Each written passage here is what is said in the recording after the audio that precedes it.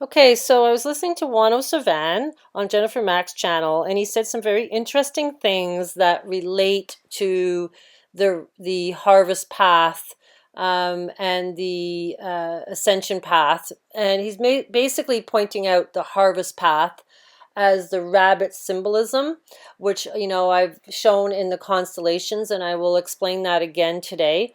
I wanted you to listen to him talk about how the rabbit path is not the correct path. And also he talks about the green man. He's talked about the green man before being Satan. And what else I found interesting, he spoke about a story that happened with this man that had created a device to help a plane come down in the fog, and he saved like 1,000 souls or 100 souls. And the guy said, I'm going to go to heaven now. And Juan O Savin basically says that's not how it works. Okay, now the reason I'm telling you this is because we never, in my personal belief, is that we never get to heaven except at this point in time when the great year is finished and the door opens and you can ascend and get to heaven for the golden age. All the rest of the time, you're just recycled back. Just like the Energizer Bunny, you just keep on going, you keep on going, and you keep on going. Okay, so you don't get that break until you get to this moment where these timelines start to separate, which was what we're seeing in our reality now. We see the two realities, of people in extreme fear, want to be vaccinated, want to go towards AI, that whole agenda. And then we have the other people that are kind of like, no, everything's great. I don't need vaccines. Everything's wonderful. I'm happy with the way, everything's going, and, more positive aspect in their way of thinking. So we see the separation of the two realities. And this is basically what's happening. And that the people that can see, or the people that can feel peace, or the people that know what to do when this ancient event happens, which the ancients told us in the mythos, they told us in hieroglyphs, it's all there if you want to know. So I'm just putting this information together to show you the two paths and how it's written in the sky. If anybody's watched my stuff before, you're going to know that, it's all about the constellations, because the story is in the constellations and the mythos are in the constellations. So I'm going to just kind of put this video together with Juan O Savin kind of backing up exactly what I've been referring to about the rabbit path is the harvest path. Were to begin with. This is a repeating theme over history, over time, making cakes to the Queen of Heaven. Well, the Queen of Heaven is Isis, Ishtar. And the children, Jeremiah 7:31, children sacrificed to Moloch. We have to pick a lane, and then we will have to live with the consequences of those choices.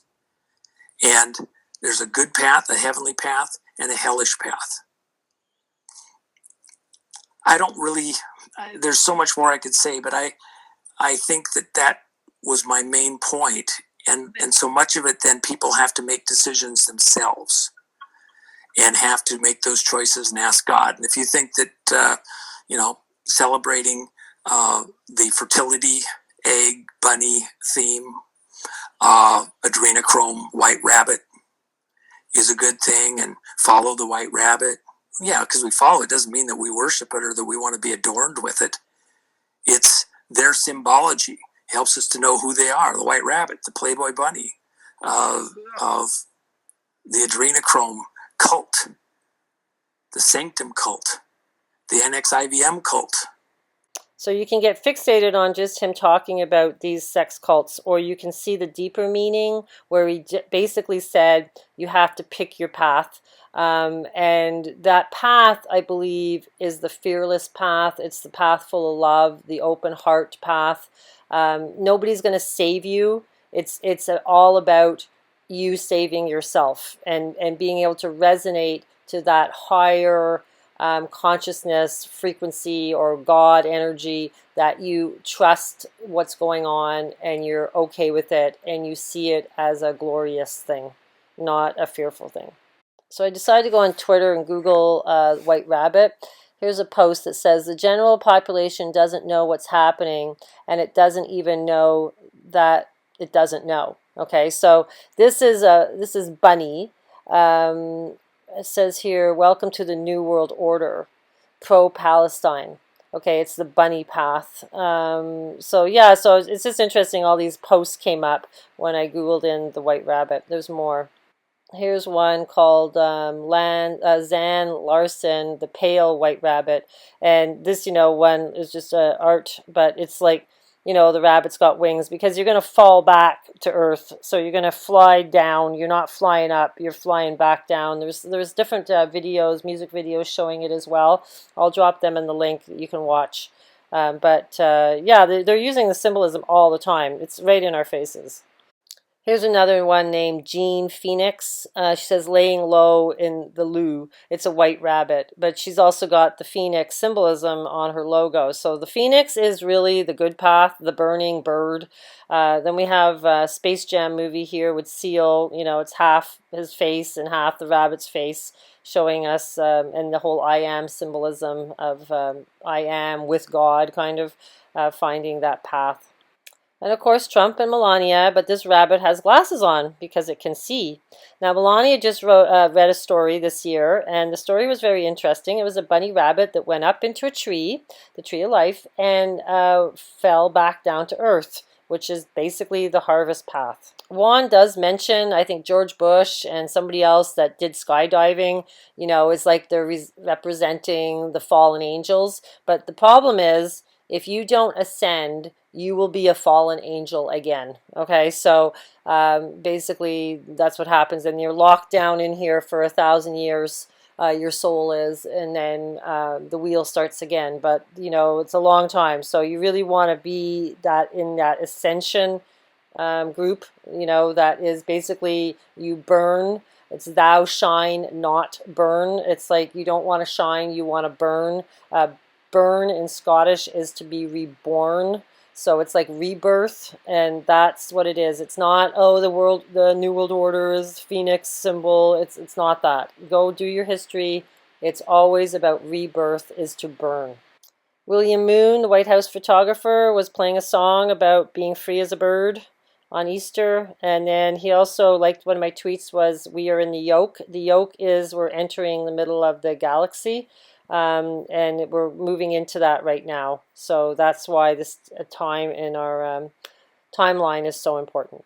The whole Alice in Wonderland story is in the sky, and then we see this song with Jefferson Airplane, The White Rabbit, and the album was Winterland. The reason it's Winterland is because this event happens on the winter solstice. I've said that, but now I found an ancient tradition where it actually confirms that it is the winter solstice in Chinese history.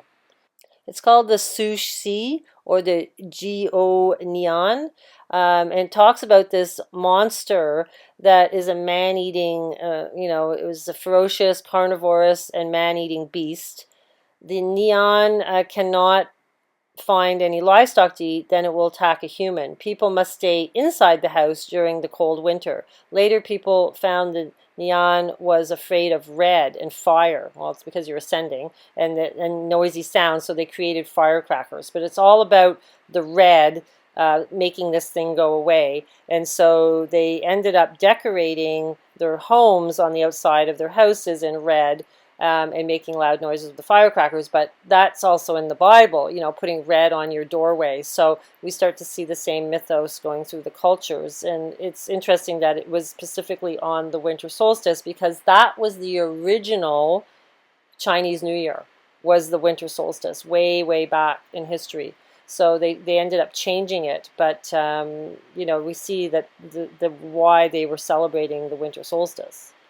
I find it ironic that this tradition, this Chinese tradition, is about staying inside, because that's what they're preaching right now, stay inside, stay inside. So they're basically telling us that we need to stay inside, but they're not telling us why we need to stay inside, really. They're, it's coronavirus, but they always tell us somehow, okay? It's like time's up, It's all to tell you the real truth, but it's always twisted so you think it means something else. But the whole stay inside thing is really what you need to do on the winter solstice. If this event happens, you need to close your windows with dark curtains or something, so you don't look outside, you don't see what's happening in the sky.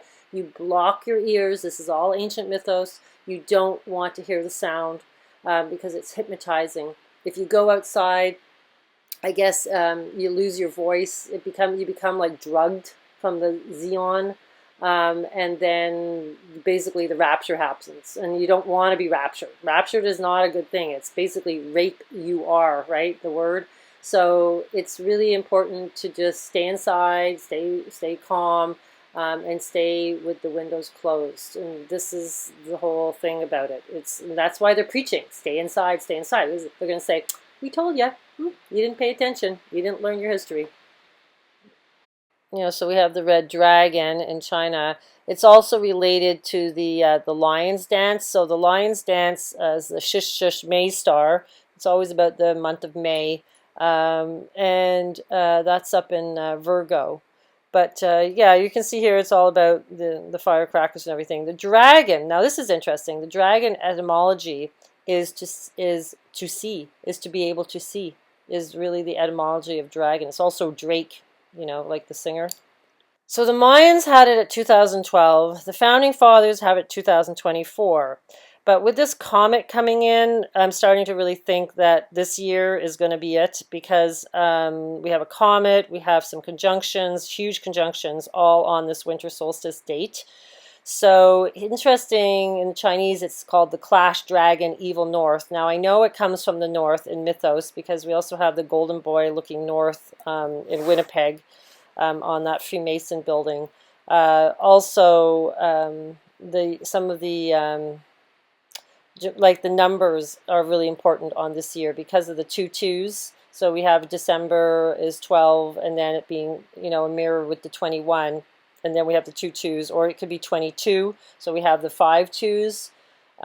So yeah, it's interesting. It's an interesting date, and so I'm really looking into this, and I really do believe the comet has a lot to do with this. And they probably couldn't, founding fathers couldn't estimate when the comet was returning, because it's like a 6,000-year orbit. And so they probably just had it kind of like in the time frame of the year 2024, because it was the year of the dragon. With the 2 eclipses coming in, but I really think that it's looking like this year, especially with the lockdown. Everything's just kind of fitting into place.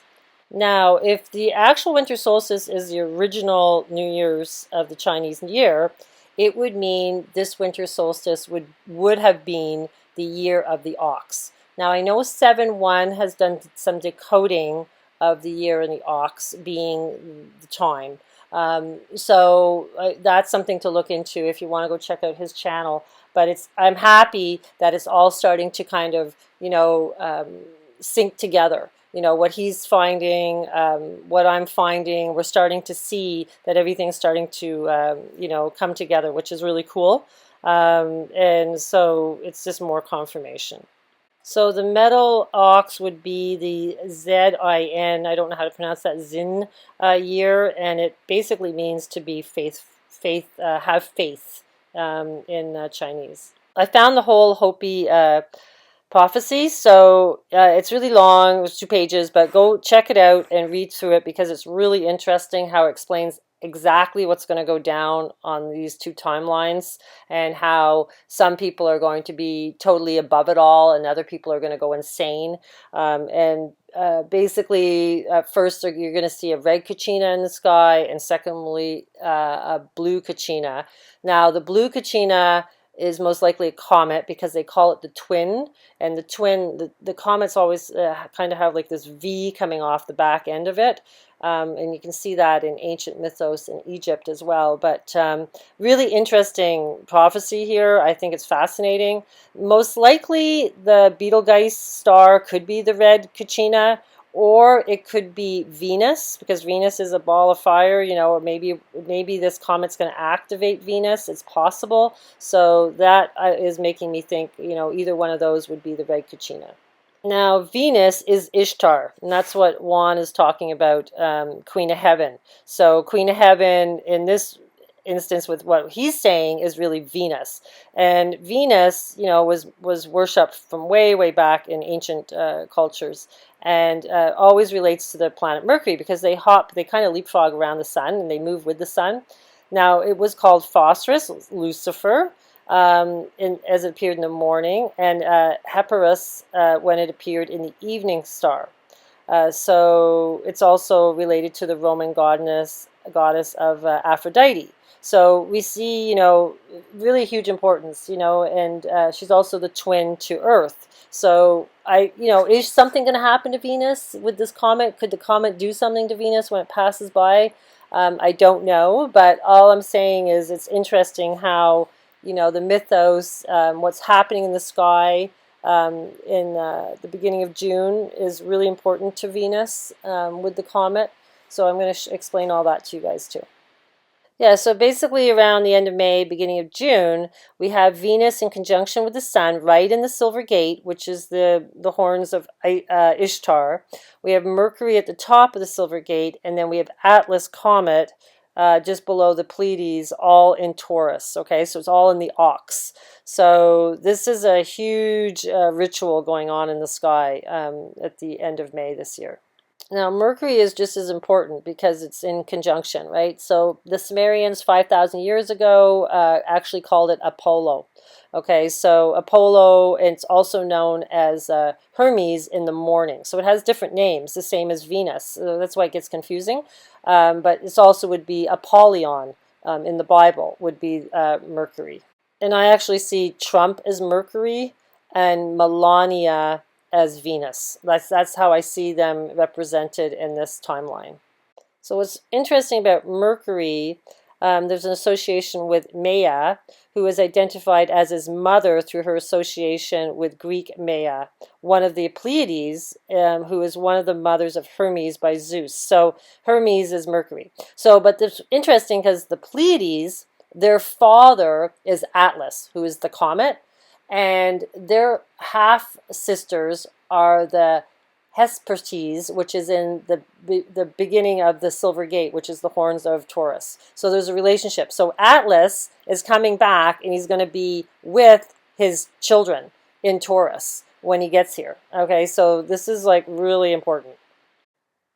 So I threw a tweet out to William Moon about the winter solstice and the Jupiter-Saturn conjunction, and with Atlas being here now, but also still being here at the winter solstice. It's here all summer.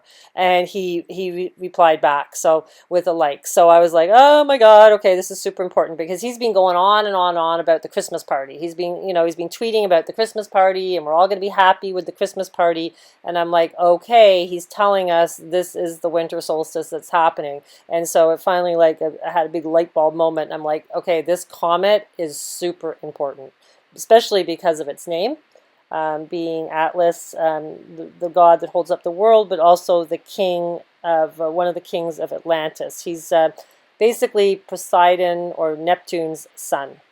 Okay, so the Jupiter-Saturn conjunction that happens every 20 years is happening this winter solstice, and Pluto is very close to it. So that is huge in itself, because Saturn and Jupiter are really slow-moving planets, and it's really rare for them to do a conjunction. And Saturn is the god of time, and Jupiter is supposed to be the god, like Zeus. But I see it a little bit like Jesus, it's Jesus and God. So it's there's we're going to be in God's time, when this conjunction happens on the winter solstice.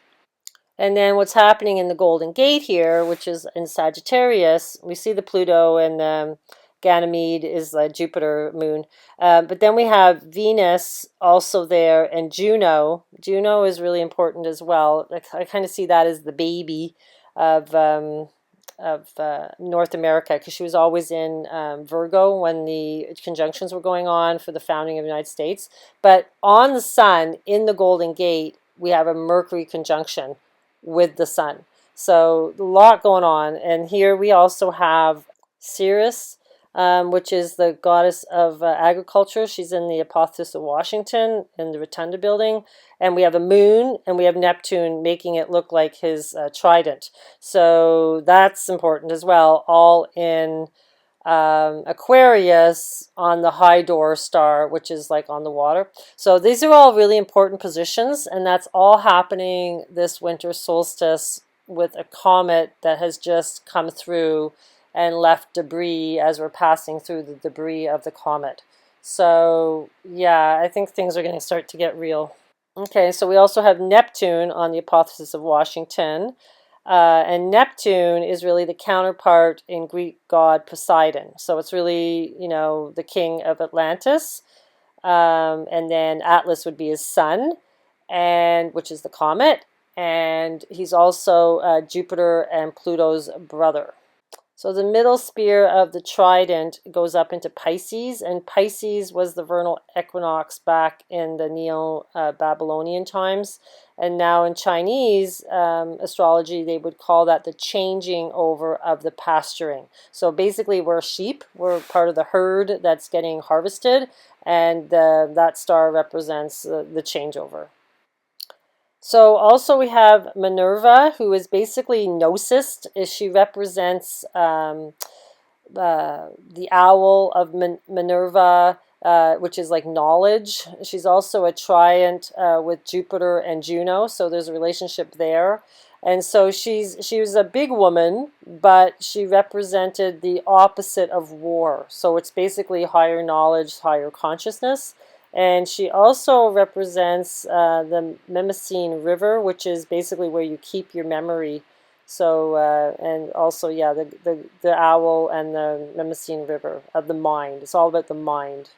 So the other player is Vulcan. And now Vulcan has to do with fire. It has to do with melting metal.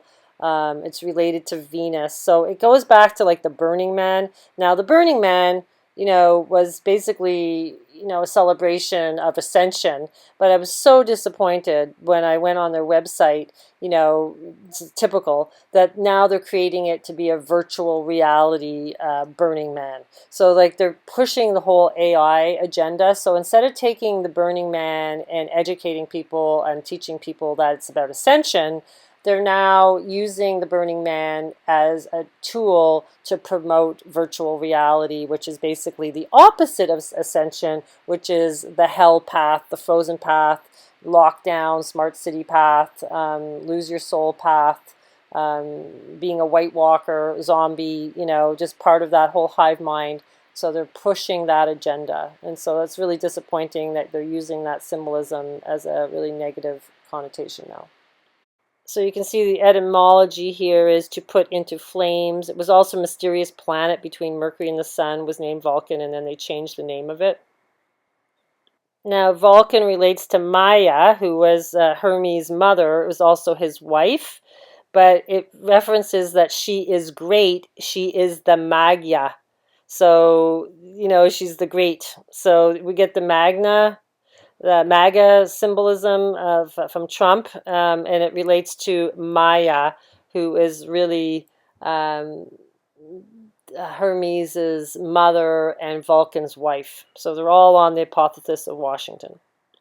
So everything has meaning. MAGA has meaning. She is great. So here's a comet showing like a twin, like the V coming from the back of it. And there's Atlas, the green monster. One of the names of Satan is the green man. So every time I see, green everything, it sends chills through me because I'm thinking that, this is code for some other nefarious stuff. So what do you think, guys? Is he warning us about the comet, the same as William Moon is?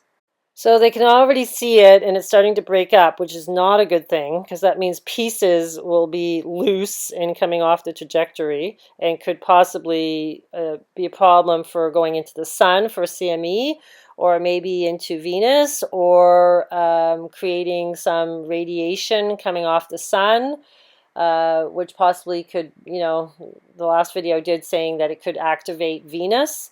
Bacterial debris that's up in the atmosphere of Venus, and also creating it hard to breathe with the xenon that it brings, and also leaving a debris that we have to pass through during the winter solstice.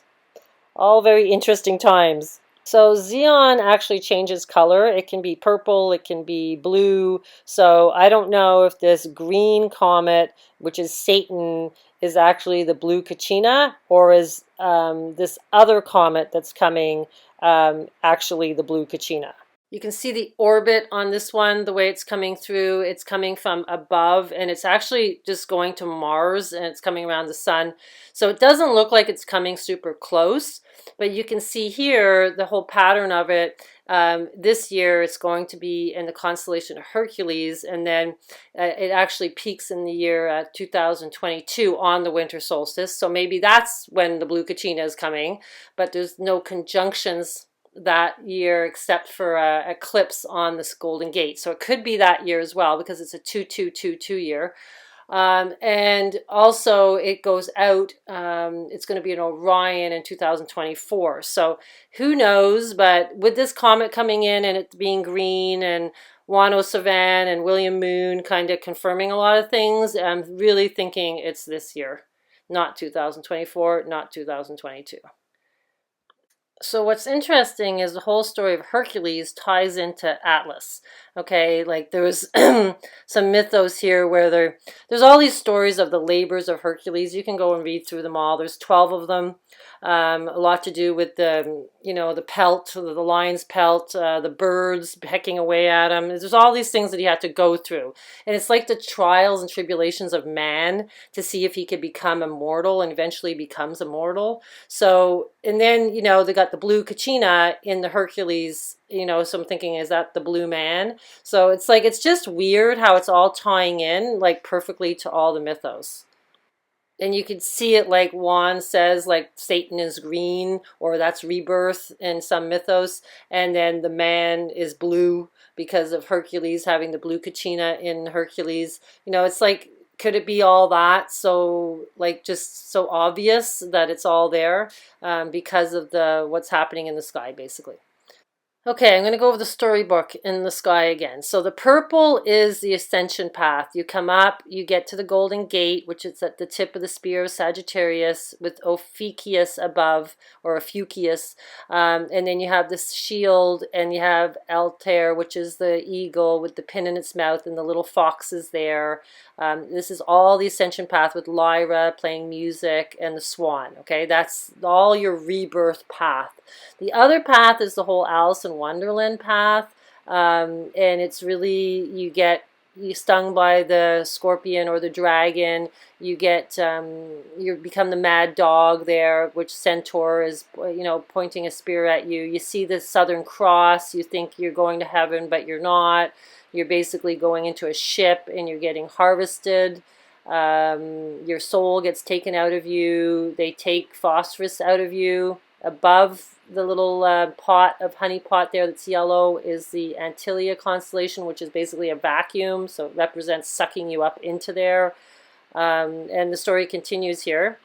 So Sirius, the wolf, is actually, well, it's supposed to be the dog, right? But it relates to the wolf, is pulling the ship. There's a Chinese horoscope that I found, which is actually a wolf pulling a big, huge basket. So it's like the harvest basket. So we're basically the harvest. All the symbolism of the harvest, the harvest, the harvest. We are the harvest. And that's what people have a hard time getting their head around. And I know it's a tough one, but it's really, that's what the whole story is all about. And so then it just keeps going on, because then you go after the wolf, you go into the Silver Gate, the gate of Ishtar, to be judged. So then you see the dogs there, and then there's the rabbit, and there goes the rabbit. So this is why the symbolism of the harvest is the rabbits on this side of the story, on the Alice in Wonderland story. So once you go through, you get judged by God, which has Orion's hammer. You go through the horns of Taurus. You see Medusa's head. Perseus is holding it. You turn to stone. Now, this is where you get the second judgment, because you either go down the rabbit hole path, which is the Euphrates River, the green river there, after you go back through the Silver Gate. You either go down there or you get reincarnated. Okay, so there's two paths here, because up above this is the Cabela star, which is really a goat, so you get to be reborn. But you go down the river, and at the bottom of the river is the rabbit hole, you could say, is the clock. okay, some constellations called the Horologium. And then the little phoenix flies away and your head turns to stone. Okay, this is the whole story of Alice in Wonderland, because when you go into the ship, it's called the little keyhole. It's called the little man keyhole. So it's like you're big or you're small. You know, one pill makes you big, one pill makes you small. It's all this whole, all the mythos that we know is all in the sky. And it's just to understand that there's two different paths to take, and it only happens, just like Juan says, you don't, it's not how it works, just being good Samaritan, then you're going to go to heaven. The only time you go to heaven is now, at the end of the great year. The rest of the time, you're just recycled back. I know that's against a lot of people's religious beliefs, but that's really the truth. So when you take the date of 12/22/2020, which is 122222, and you divide that by 11, you get the 11111. Okay, so that's an important number because it's basically the pent. It's the 5, it's Venus again. Then if you take the date and you divide it by 5, you get 244444. Okay, so we're back to our 24 number. If you take the date and you divide it by 33, you come to 3,703, 69696969. Okay, 37 is the key to 369. Okay, so if you take 37 and you times it by 3, you get 111. You take 37, you times it by 6, you get 222. You take 37, you times it by 9, you get 333. So that is really a coded number there. And then what else is here? I wanted to show you. Oh yeah, 88. If you divide it by 88, you get 24 again, 2,400. If you take, that's when you take the actual winter solstice date. Again, if you take the 12/21, which is like December 21st, you divide it by 88, you get 13, which is a really important number because it's actually 13 zodiacs. It's also 13 for the Metatron, the cube. And then if you take 12 and you divide by 88, you get 24. So we're back to the whole coding of the 24 that the founding fathers coded everything to. They coded everything to 24 in the year 2024 because that was like the end of the 32nd Venus pentagram from the founding of the United States, and the 2025 is the beginning of the 33rd one. But so maybe it's just like it's going to happen in the 32nd one, 32nd Masonry, and then eventually we're into the 33 Masonry number as time goes on. But it's very interesting how the date is so coded through numerology, and I really think that's important key to the puzzle. Okay, so the numbers here, how did I do this now? I took the number times it by 99, gave me 1, 2, 3, 4, 5, 6. That was crazy. Then I took the date divided by 55, because 55 is like this magic number with Q, and it's the 2222, which is, it's always these palindrome numbers. So I took 12 times 2222, and it comes to 26664. Now I divided that by 24, and it comes to 1111. I divided it by 22, and it comes to 1212. So it comes back to the date again, the winter solstice. Okay, so you see how that's working? Like it's like and then I took it and I divided it by 33, and we get the 88, which is Mercury. Then I took the number and divided it by 11, and it goes bingo. It comes to 2424, which is the days between the two eclipses that the founding fathers coded everything to, which is apotheosis, Hebrew for Jesus. So this whole date, this winter solstice, is coding to the 2024, with the two eclipses completing, and what the founding fathers kind of coded everything to. So this date codes to that date. So it's just mind-boggling. I'm just like blown away by that. I'm just like, wow. So if you're into numbers, you'll get it. So then it gets even better. So 9/11 from this year to the winter solstice comes to 2424 hours, 101 days. 14 weeks and 3 days, it adds to 17, and 3 months and 10 days, which is like 13. So that's pretty crazy. And then we have, if we go from the next day, so the day after 9/11, and it brings us to 144,000 minutes and 2,400 hours and 100 days. And then we get 4, 5, 6, 7 with the 14 and the 2 weeks, and then we get the 3 months and 9 days, which is 39, which mirrors 93. But it's just crazy because we're back to the number 24s again from 9/11 to the winter solstice. So it's like this number 24 is super important. It's probably why they did, the 9/11 on that date, because it relates to this time and also the time period between the two eclipses in the US. So yeah, 2424, super important number, and 144,000, super important number, all coded to the Bible. And of course, there's no coincidence with the July 4th holiday to the winter solstice. We have 4,080 hours, which brings us to 48. We have 24 weeks and 2 days, which 24 times 2 is 48. And then we have 244 and 800 minutes. And we have 170 days, which breaks down to 17 for Q. So everything is aligned for this winter solstice. So I'm actually starting a website to log all my information that people can kind of get to easily. That stuff that I've looked at, and it's too much to put in videos. And then you can just go there and access information for free that I've kind of gathered together. It's also going to be a sidereal astrology page where you can get your birth chart, and I can give it to you in a chart form, but also in this like actual form where you can see it. So because sometimes when you look at charts, it's just too mind-boggling. People don't understand that. So I like to put it just in the actual way you can actually see the planets in the constellations.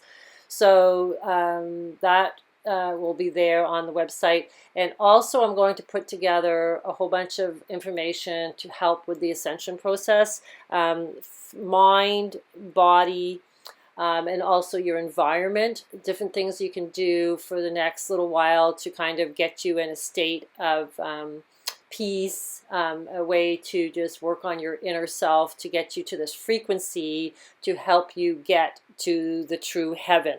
Okay, so I've gathered this stuff for quite a few years now, and it's just like I feel like I need to offer that to you guys in a way that is a little bit more professional than just doing YouTube videos. Okay, so I'm putting that website together. It's almost ready to put up. So if this video is uploaded by the time I get it done, I'll put the link at the bottom.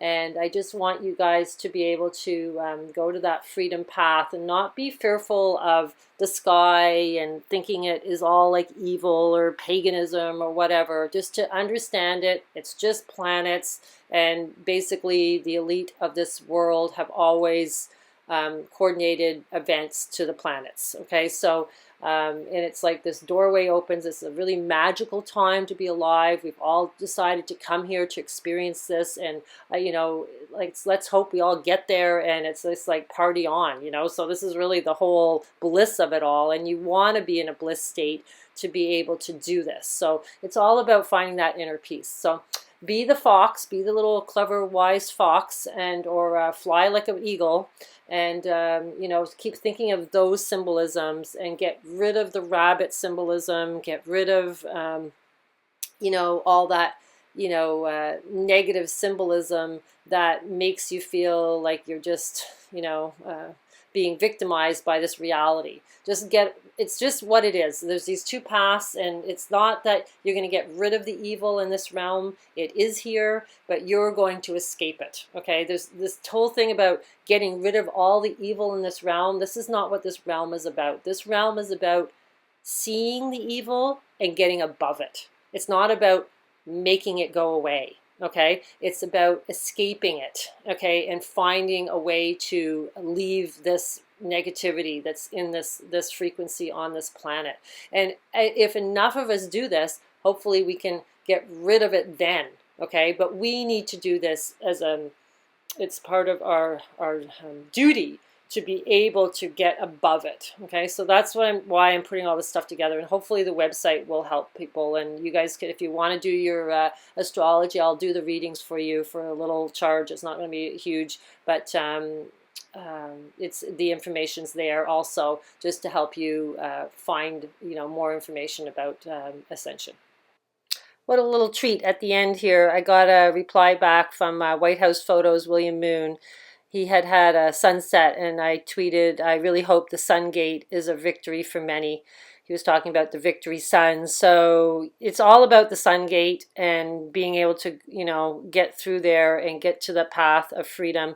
So he's definitely, letting us know that it's coming up and it's soon, and this is how it's going down. So I also wanted to let you know that if anybody's watching Outlander, if you're watching the Culloden battle, and then Jamie's on the battlefield, and he's almost dead, and he looks over and he sees the dragonfly in the amber stone, and that's the ascension path, because you have your wings, and then all of a sudden the camera moves over and a little bunny rabbit hops into the frame, right at the, where everybody's dead on the battlefield. This little rabbit shows up, and so they're showing you the two paths. It's there. It's for you to see. If you can't see it, or you don't want to see it, and you're just caught up with this matrix of the left and right, and I'm right and they're wrong and all that,